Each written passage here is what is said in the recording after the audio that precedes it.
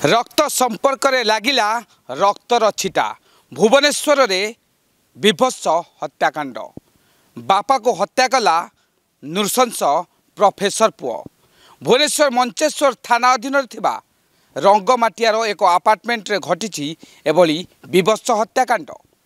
Professor पुओ हत्या करिछि बाप को छुरी रे आक्रमण करी हत्या करिछि नृशंस पुओ। भुवनेश्वर एक घरे कॉलेज रे चाकरी करुथुबा शिक्षित पुओ किभली एभली एक हत्याकांड भिआइला ताहाकु नहीं एबे प्रश्नवाची। तेबे पुलिस घटनास्थल पहुंची शव को जबत करने सह घटनार तदंत करुछि।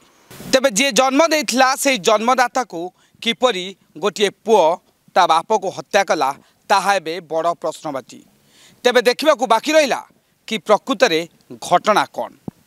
भुवनेश्वर वीडियो जर्नालिस्ट हृषिकेश बिशोई अरुणोदय संस्था टीवी।